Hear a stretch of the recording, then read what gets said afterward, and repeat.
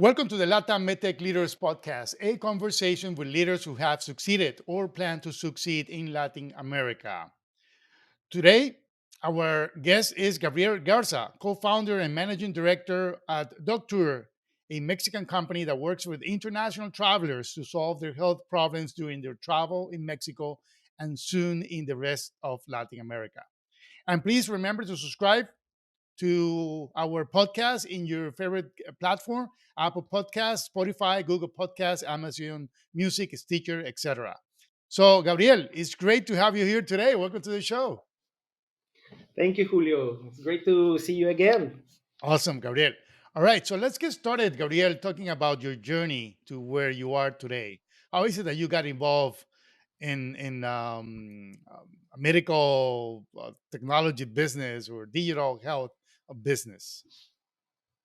Okay, it was very interesting because it was not um, my career of choice. I started as a consultant in companies in Mexico, and I got the opportunity to travel. And after a decade of traveling and working as a consultant, I wanted to change my life and I wanted to contribute to society a little bit more. So I decided to go and study a master's degree in economics and society and in territorial development in France. And from when I was living in France, my actual business partner, we started with the idea, and I started helping with some uh, translation issues that sometimes he had as a doctor. So that was my first contact with the business. When I graduated, I married and I went to live to Brazil, and I started thinking about the business with my business partner, and we started the business in a very early stage, and from there, the health and health tech um, areas were now my main line of business. So it was a transition from I wanted to help a little more and give to society, and I think with the health approach we can do this, and we have some social programs that do help people in need. So I think I am where I need to be, and it's great to be in this business. Beautiful, beautiful. All right, so let's talk about trends, Gabriel. What do you see Yes. happening in Mexico and the rest of Latin America? If you can talk about other countries as well. But what do you see from the political, economical, social, disease trends that are relevant to our discussion today? Well, very interesting because since the beginning of the pandemic, because prior to pandemic, the health tech arena was was not very popular, was not very easy to get in touch to with, for example, telemedicine companies. It was not something that the public had a trust in. So when the pandemic hits, the public started taking a lot of interest in getting their health in order and to take the proper measures. So, with the technologies, telemedicine, and other trends, digital trends, started a boom. And I think it's worldwide, and it hit Latin America also and Mexico. So, prior to this, in Mexico, we had um, some norms at the government level, federal level, um, that guided some principles for to keep privacy, data privacy, to have some norms on, for example, electronic health records that were already existing and in place. So we had the basis of the digitalization. With the pandemic, this process accelerated enormously. So we see now the ecosystem. Well, ecosystems, for example, in Mexico, at different levels that are starting to organize, including the merge between private companies and governments and other organizations and international organizations. So it is very interesting to see what is happening. Um, there is still a lot of challenges concerning, for example, communication between the different ecosystems and the different, for example, levels of development of the actors in those ecosystems. For example, you have big companies, big hospitals, and you have also small startups, and you have other actors that, well, when you organize them, that sometimes there can be some conflicts, and then that is a challenge, no? To communicate the whole ecosystem as one, first as a country, but you see also this happening in all over Latin America. Chile, Colombia, um, Argentina are organizing the actors, the ecosystems, and how and between themselves with their government. And now I think that the challenge is to, as we talk of interoperability, well, it's the interoperability of those systems too. So I think that is a big challenge that includes political and social actors. Economically, well, investment is going up every semester. So and they are the different investors investing in health tech. So here the challenge is how to give a voice to every startup who wants to get in touch with uh, all the actors, the investors, right? So that is also a big challenge economically. And well, economically, you have also the impact of the pandemic. That even as health tech is in a boom, it is a difficult situation for health tech companies Why do you say so? because, for example, in Mexico, uh, it's not an open transition. For example, from going to a traditional doctor to using telemedicine, or to start buying products from some startups that require digital knowledge, for example. And the population still sometimes doesn't have the trust that it will have if you go to the doctor in person, right? But those are some barriers that we need to overcome as the industry at all.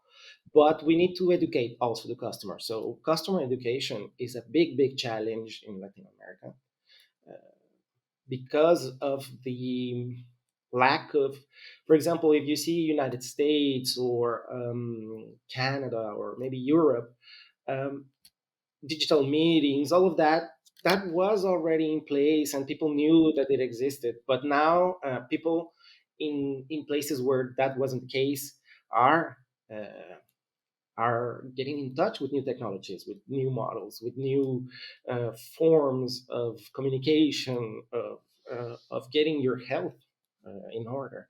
So it's part of the challenge. Got it. Yeah. Yes. Yeah. I think everywhere in the world is a challenge to educate people on that. But as you correctly said, I mean, little by little, people are adopting these type of technologies more and more and more because there are forced to do it. I mean, during the pandemic, there was no other way. Exactly. So yeah. All right. So let's talk about what you're doing today. What exactly is your business about, Gabriel? Okay, so when we started DocTour, DocTour is, well, it means doctor in ancient French, I think in ancient English, and in some parts of the Middle East, it still is doctor, but it's the combination of also the doctor for tourists. So Okay.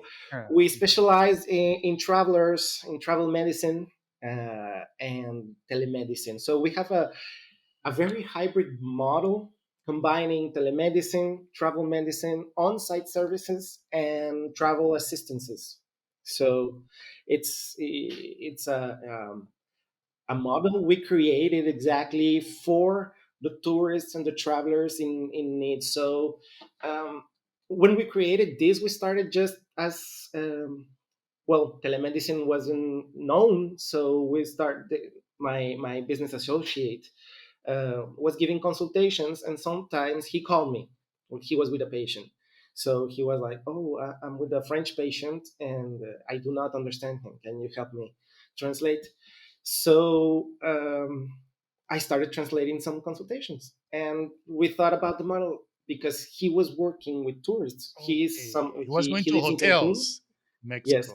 Okay. yes, exactly. He was going to hotels and he was giving medical attention to all of these tourists. He also worked in hospitals, so in the ER. So he got to attend all the tourists that got to those hospitals and their main problems concerning, for example, uh, health insurance and other things. So we started looking to different opportunities, and we started creating the model step by step. And now we have a model where the idea is when you travel and you get sick is the worst. I mean, I think it has happened to everyone, and the statistics say that at least 79% of travelers will get sick. A mild sickness to something that I don't know. The most common is the traveler's diarrhea, for example, and yes, and most of people treat themselves, or you when you travel, you take your little pack with your meds and you put everything for what could happen, but still a high percentage, around 30%, need medical attention. So the idea is with telemedicine, you don't need to go out, don't go out of your room, your vacation rental, your friend's house, and you can with telemedicine we can treat around 70% of the problems. The other 28% we can send a doctor where you are to your location. So we can send a doctor, a nurse, we can send you the medication, we can send you people from Yeah, laboratories to take that samples. can Mhm. perform, yeah, take samples, collect samples, and so we can send all of that to your location. And the other 2% that really needs attention, medical attention, they can go to a hospital, and we have some alliances with hospitals and clinics that will at least if the person doesn't have an insurance, will help them with accessible prices or discounts, Yeah, yeah, yeah. But that's right? more And then emergency, we urgent yes, care type of services, right? Or not? Okay. yes, yes. And then the because of that, the also the need for an assistant for the traveler was right in front of us. So we took the opportunity and created the health membership. So it's you pay a certain amount, and with that, you are covered during your trip with the telemedicine services, with on site services, and a list of assistances uh, specially created for the traveler. So there are already some assistances in the market, Yeah. but Hmm. what we did was we took off all that wasn't needed. For example, Mm, when they travel, they don't need a car insurance sure. because if they Yeah. rent a car, Yeah. they will have an insurance with Mhm. car. So we started taking all the products that were not necessary, and we created a product just for health and other assistances. For example, if you lose your baggage or Yeah. if Yeah. you Yeah.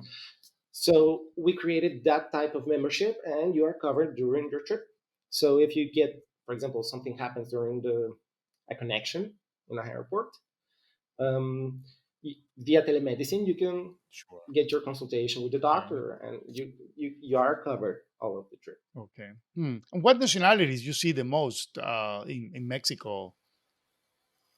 The excuse me. What type of nationalities are most common? Yes. Okay. Well.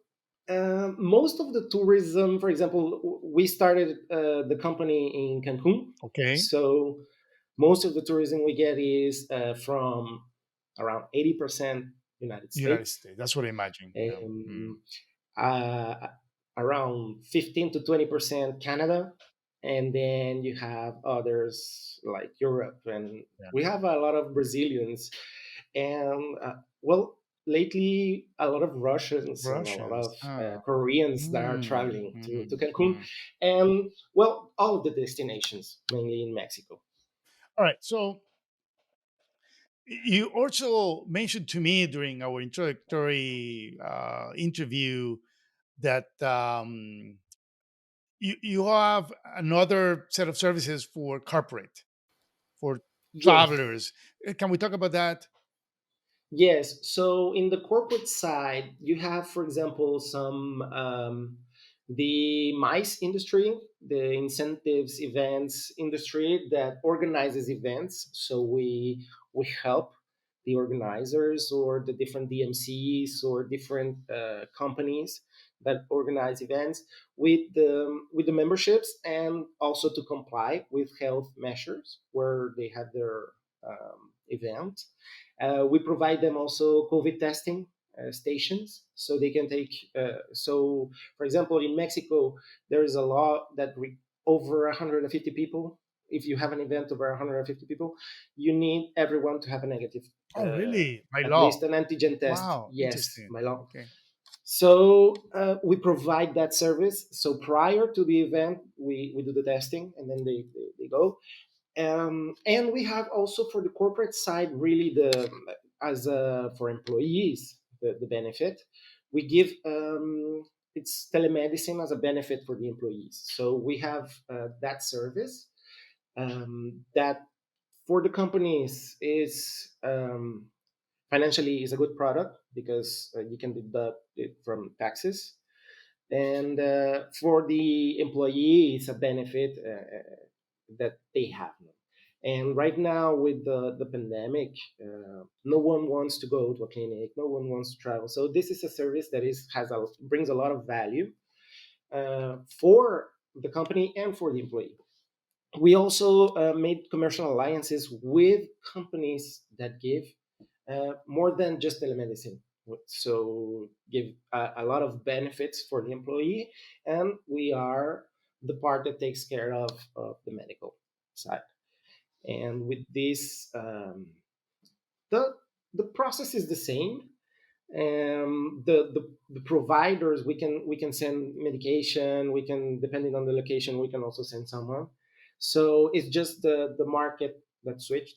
um, but we do give this for international companies that, for example, have employees, American expats, for example, that work in Mexico. We can give them attention in English, medical attention, right? So this is a big plus also. And for the other companies, for example, in the industrial parks that have a lot of employees, high rotation, we have a plan for that too. So everyone can have also their service. Hmm. Fantastic. I mean, it looks like you put together a nice value proposition for different industries.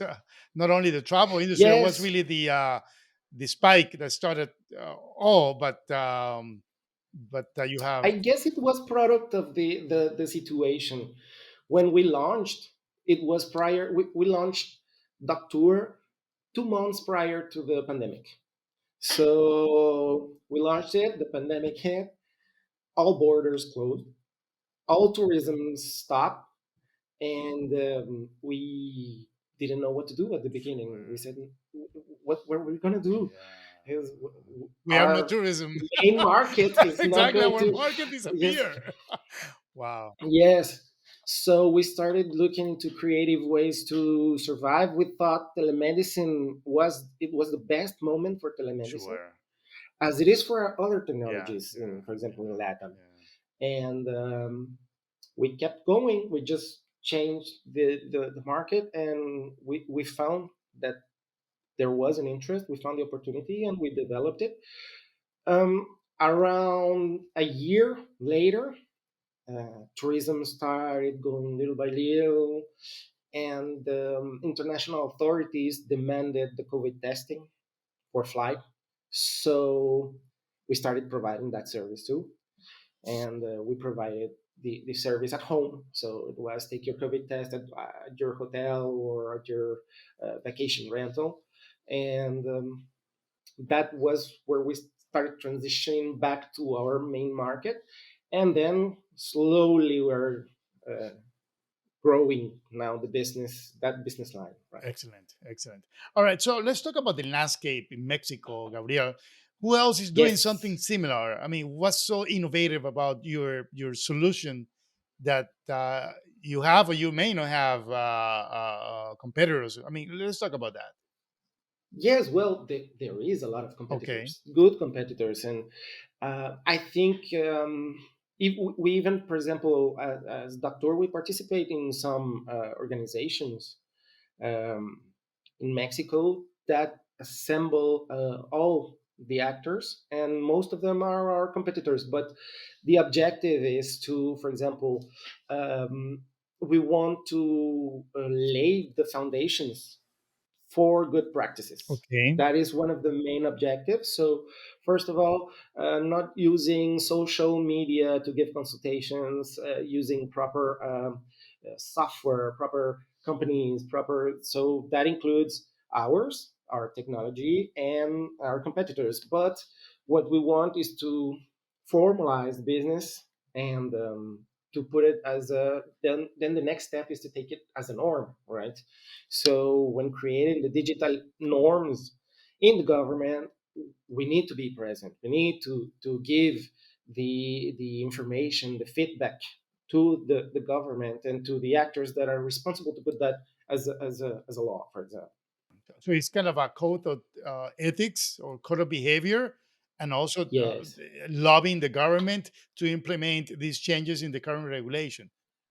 Yes, and as actors, we need like, okay, what is a teleconsultation? What is a teleorientation? When it starts to require more safety, more encryption, for example, and when it's just okay to as a phone call, and you need to start like the whole definition Definition of and terms, yes. of terms. Mhm. Yes, so that is very important. So there is that effort is been taking part. The ecosystem is part of the ecosystems that we are talking about, and there is another association we are into that is just startups, because Okay. the main one it's all the actors, and the other one is just startups. So Telemedicine it actors. The first one is telemedicine, right? You said is. Yes, it's e-health. e-health. Okay, It's digital like the health. Okay, very good. whole. All right, There is makes sense. Yeah, for, yes, for all types of e-health. Okay, so it's businesses, a mature right? industry in Mexico right now. Yes, well, it matured very fast during this pandemic. I think that was the thing that happened in all Latin America. Okay, yes, agree. The actors were ready. The ideas were there. There was a lack of need, Yeah, and the pandemic created that need. exactly. So Mm, um, that's why the it was a very quick boom. It was no preparation. Everyone was prepared, okay, but there wasn't a real market opportunity until the okay. pandemic hit. And what about the government framework or the norms, the laws? Were they changed because of the pandemic, or are they still being changed? What's the landscape in terms of legislations and stuff in Mexico for this? Well, when the pandemic hit, like everyone, that every industry reorganized, the government did the same. So concerning new laws, there wasn't a new law per se that was changed, because, as I mentioned, there was already some basic laws that were in place and for digital Okay. services, digital medical services. It was a basic law that everyone, since, for example, wearables or Okay. anyone, Okay. there was already something in place. for it, the authority of a priest Yes. had also for all types of industries already some norms and procedures in place. So that kept going. But right now, there is an effort that is going to be done at the state level and at the federal level for digitalization of medical services. So now they're going to be something specific for all health, right? So that is where the different organizations are participating, Sure. and we hope that the outcome will be beneficial for the whole ecosystem. Sure. Yeah. All right. So one question that always comes up is, what if I want to start a 100% telemedicine clinic? Can I do that in Mexico? Or do I have to have a physical location certified as a healthcare provider, brick and mortar, and then from there expand my borders with computers and stuff? I mean, how is the landscape there? Okay, so the landscape is for the moment, for example, as an individual, as a doctor, Okay. let's say a doctor that has its Yeah. consultation Has an office, has a service, little practice. as Yeah. yes, and now he wants to explore the digital Yeah. Yeah. aspect, so he can choose different platforms Okay. that have, for example, integrated Sure. telemedicine with Yeah. electronic health Yeah. records and Okay. uh, digital prescription. Okay. But and he can do it at home or Okay. he can do it at the office, Okay. because now there's also some norms that with the work at home that we experienced, we are also reorganizing the way the work Sure. should be. Yeah. So now you can, as a professional, give your consultations via telemedicine. Okay. There are applications to do that. Okay. Then, as a company, um, I guess you can do it. There's no restrictions. Well, you need to have an office, a central, at least an You have address. to have oh well, Yes. you can get an address with WeWork, right? Well, I don't know. Well, that is where the gray areas So are, this right? is the So you need reason. a permanent. You need a permanent Permanent. Okay, that's fine. address. That's fine. But this Yes. is the reason I ask, because in the United States, you have platforms that are a virtual clinic. They're 100% Yes. virtual. There's no offices. Yes. Everything is distributed. There is no brick and mortar hospital or anything like that. And they are legal under the US law. In many countries in Latin America, that's not allowed yet. And that's really the reason why I'm asking about how is it Yes. in Mexico? Well, as we started in a hybrid model, when we started with an office. We had an office, and in the office, we have the doctors. So the Okay. doctors are in office. It's not a doctor's office. We don't have any doctor's office equipment. It's a Okay. telemedicine office. Okay. So, and if required, the doctor goes to your place of staying. So we don't need any the waiting room is your hotel room, Yeah. and at the end the doctor's office is where you are. So but we do have offices, But your so doctor, your doctor, your team of doctors have to be at your location, at your physical office. yes, well, we Oh, decided that because okay, we give what something that differentiates us from others in the country, in Mexico, for example, or in Latin America, or even the world, is that our services are multi-language. So okay. our doctors are bilingual, Okay. all speak English, and for the other languages, French, Portuguese, Russian, whatever, we put an interpreter. So that is part of the model, and so the communication, the language is not going to be a barrier, never with us. And don't well, that is part, and the platform, it's multi-language also. So that is part of the services, but we do not. And we wanted to standardize the process because when you have, for example, you have different models. You have the platforms that are platform as a service, software as a service. So in those, well, every provider is responsible for their own, for example, quality of the consultation, right?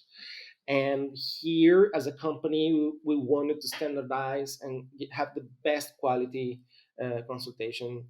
And that if you change or if you consult a week later and it's not the same doctor, you will get the same attention, right? It's so, and so they need to speak English. They need to be highly qualified. They need to know, and they're trained in telemedicine. And so all of that required, okay, we did either we flip a coin and we hope that he's a good doctor, or we have them here and under a contract, right? The other is if you're working at home, there might be the dog barking, Yeah, that's true. That's true. the even if it's not yours, it's the neighbor's dog. So But it was your that, choice to have it that way to ensure quality yes. and to standardize processes, etc. And as such, we did not require to do a lot of researching if we were allowed to do what we wanted to do. So um, I know that you can provide the services remotely as an individual. I know that you can, as a company, you need to have a permanent address. Okay, that's fine. So Hmm. that is from the billing part and Yeah, yeah, everything that that's needs to be done. okay. So if you, I guess, if you, for now that the law isn't fully updated, if you can tick those boxes, you're Okay, okay. so in essence, Mexico is an open market for US companies, European companies implement telemedicine platforms nationwide. They don't have to own a hospital, right?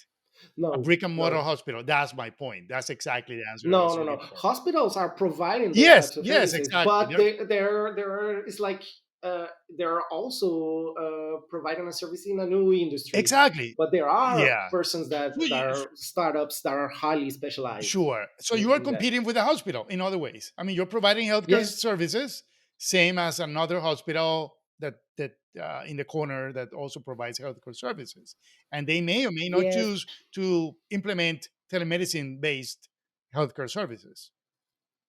yes. Well, yeah, that was a choice. Exactly. We decided to implement a highly hybrid model Okay.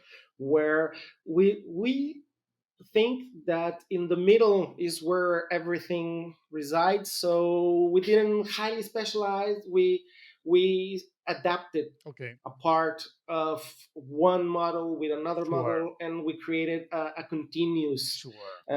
like integrating the whole Yeah. chain, right? Oh, that's fine. I mean, you are adapting to your local market. You are being innovative in the way that you are providing a solution for a problem Yes, where nobody was providing a solution for, right?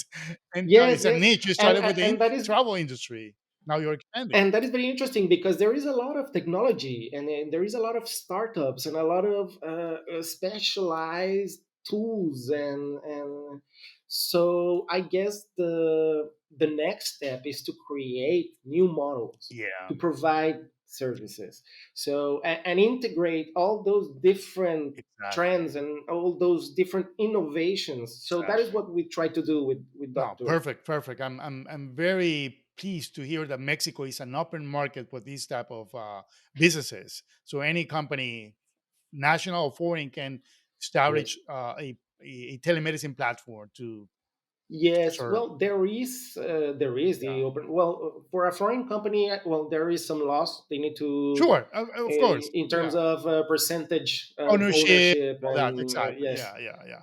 All right. So, and also for foreign companies to sell devices, software yes, to companies like yours. So there's a yes. market that can serve the whole country. And Mexico is a big country, 225 million people, something like that, right? Well, there is Hmm. the market is huge, and the opportunities are very very good. As a company, for example, we are always trying to innovate, and Sure. devices, I think, is going to be our next step. We are Yes. going to put Yeah. the device Exactly. close to the person. Yeah. The end So point. yeah, Yes. Yes. Yeah. so yes, and there are other technologies. For example, if we are still evaluating the remote photoplethysmography. I don't know if No. you have heard of What is it. that? So it's a technology that is, well, in this field recently, that allows to, it takes the micro variations of the pixels in your face to know your blood Oh, pressure yes, and to yes, know your exactly. heart There's already rate. an app And for that, or a company that is working yes, on an app where, with a camera, with a cell phone camera, they can yes, s- uh, measure some biomarkers. Yeah, yes, mm, and well, there is going to be a lot of technologies like that, yeah, that's and the fascinating. here it's how you implement all of that. So you can create new models integrating the different technologies and the different aspects and devices and telemedicine with even, for example, there are models where you, okay, you take the doctor out, but you put a nurse, and the doctor can now, for example, take into account more places because he has Sure. The some nurse technical is already hands. And addressing yes, 80% of the needs of the patient. Yeah, and the nurse is with devices, sure. and Yeah. so everything starts to connect. All right, Gabriel, we're close to the end of the show, but let's talk about your expansion plans in Latin America. You told me in one of our initial conversations that you wanted to expand to other countries. Let's talk about that a little bit, please. Yes, well, as we are highly specialized in travelers and tourists, um, our first expansion steps are logically the places with high volume of tourists. So the we made an analysis in the Caribbean region. Sure. It's one of the Dominican Republic, uh, for example. Yeah. yes, Dominican Republic, even up to Costa Costa Rica, Rica. maybe Panama. Yeah. But we have seen a boom in Brazil, for example. So Latin America, it's a very fertile ground for Sure. expansion, Yeah. and for all of the health tech Yeah. Yeah. Even companies Cartagena in out there. Colombia. Cartagena receives millions of people every Yes, year. Yeah. yes, yes, yes. So with our business partners that also work in those places, we are expanding next year, and following that, we will follow the for example, the Mexican tourists where they go, and Yeah. we will go there. Sure. Yeah. Makes sense. All right, Gabriel. So it's been a delightful conversation. I mean, I'm fascinated with what you're building here. It can potentially be a multi-Latina company very Yes, we soon. hope so. Yes, So I wish you the very best, and thank you for being a guest in our show. thank you, Julio. It was very delightful. All right. So how can people get in contact with you? Okay, so we have our platform is doctour.app. So that is doctour.app.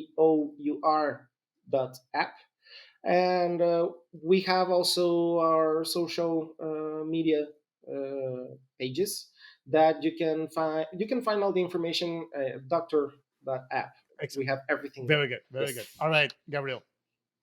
Thank you very Bye much, bye. Have a Julio. great day.